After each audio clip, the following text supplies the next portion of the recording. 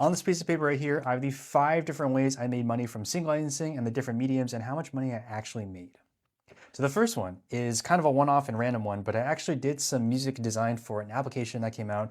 It's like a breathwork, kind of calm pseudo application. You basically listen to music, it tracks how to record and do a breath, and that's basically it. It was more of like a work for hire situation, so I only got paid like $500. It was 3 pieces of music that were all different lengths, depending on how long the exercise needed to be. Just kind of a cool experience, honestly. This was like way, way back in the day before I had really any placements under my belt. So would definitely do it again. It was a pretty quick job. It was more like ambient based music. It took me a couple hours maybe to do that, but $500 for that first app soundtrack. Number 2 is TV shows. I get a lot of syncs for different TV shows, reality TV, mainly on streaming platforms, and pretty much every month I'll land 2 or 3 placements. A lot of times with these placements, you are generating just back-end royalties because of the way these deals are structured. If you are submitting to libraries and you have any questions about that, just write a comment down below. But I'm with a library called Sony Extreme. Sony Extreme houses a ton of music that is then sent to editors, studios, editing to basically anyone that would need music for their medium. They have access to Sony Extreme where they're paying a one-time fee in order to get access to all that music. And then every time it's placed, they are in charge of sending a cue sheet, which is basically telling them, hey, this is the title of the series, this is all the music we use and the duration. And then from there, your PRO then pays you the money depending on a couple factors. So with a lot of TV shows that are on streaming platforms, you're not really making a ton of money, especially on the back end because it's streaming. They're really going for kind of like a volume game. The royalty rate there isn't huge because it's only back end royalties about 90% of the time. You can have TV shows that have an upfront fee, and those are a little bit more curated, a little more selected, where there's not a ton of music used in those shows, but when it is used, it's like a forefront part. It's really important for the scene, and it ends up adding, more depth to whatever the production is. So with a lot of TV shows, I think the most I made for some of them was like 50 to 60 bucks per cycle. So that's every month from ASCAP. It's like 50, $60. On the low end, it's like less than a cent. So it really just depends on the show and it really depends on the medium. Popular shows will pay more, less popular shows will pay less, and regional shows will pay less because there's not enough viewership. Number 3 is TV shows that are on cable. So I was lucky enough to get a placement with the American Horror Story season premiere of, I think whenever Kim Kardashian was on it. That one was crazy. I got paid an upfront fee and I also got paid back end. And the back end, surprisingly enough, was actually 4 to 5 times larger than the upfront fee. I think it was $800 with me and a vocalist that was split depending on the splits that we had. And then the back end, I think it was like $2,000 to $3,000 afterwards, just from that one singular placement. And this was a song I'd written in college way, way, way long ago. And that was like 6 years ago at this point.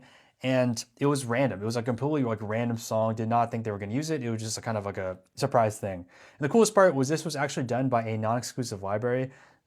This was probably my first and actually only cut with them, but it's like, wow, awesome, great, free money, free publicity. Some people ended up going to the song on Spotify to check it out later, so there is kind of that cross draft of streams that were generated. But with that, that's probably the most I've ever made from a TV show. A lot of the TV shows that I'll get money from are kind of like one-off payments where it's like, all right, you get a couple $100 for one cycle and then, it dies down as the show loses popularity. So it really just depends on the medium and depends on how often people are viewing it.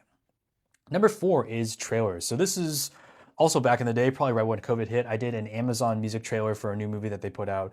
It was like a trailerized remix of this other song that they had wanted, bigger drums and bigger strings just to kind of fit it better with the scene. And that one, I was paid, my take home at least was $6,500, so $6,000, $500, or $6,500. The other half of it was then sent to the supervisor that ran and kind of negotiated the deal for me. So the total fee for that was like $12,000 or $13,000, and then split down the even.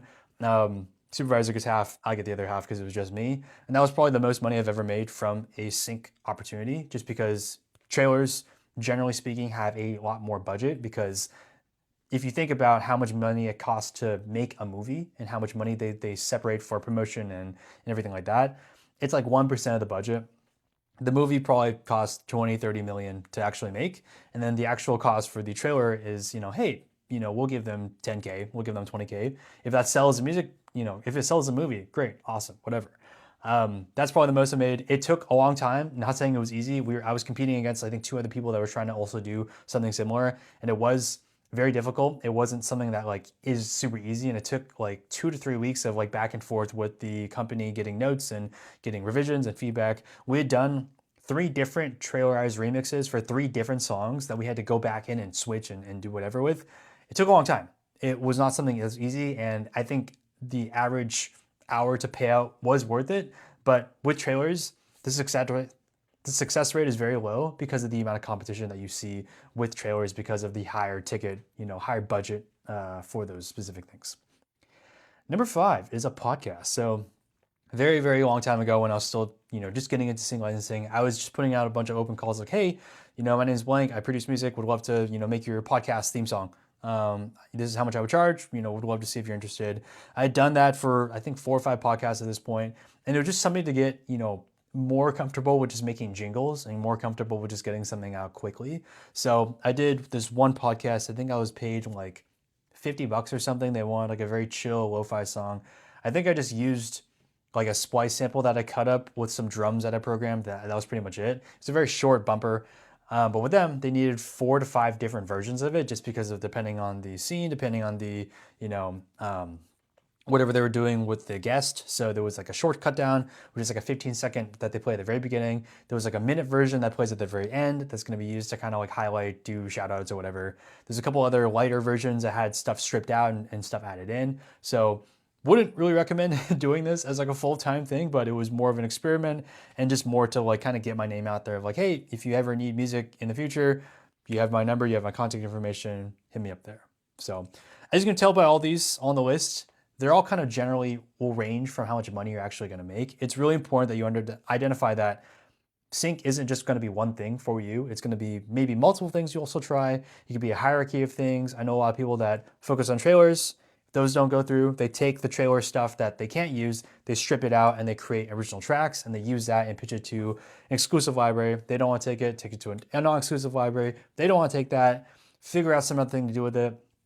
That's basically what they do because in my thought, everything should be used in your business. And if you are spending hours upon hours on something, you want to figure out ways you can generate income from that thing because you spent time on it, right? Even if it's like a very small amount of money and not what you were expecting, it's still something and it's going to generate that thing over and over and over again for you, which is the goal. The goal with sync is to have enough placements on the back end where your back end can supply, it can be basically your retirement fund when you do, end up not making music anymore. So hope you guys enjoyed that. If you do have any questions about sync licensing, just drop a comment down below. If you do need more help, I am offering a sync mentorship for anyone that's interested. Just DM me, comment down below if that sounds cool. I can send you the details and go from there.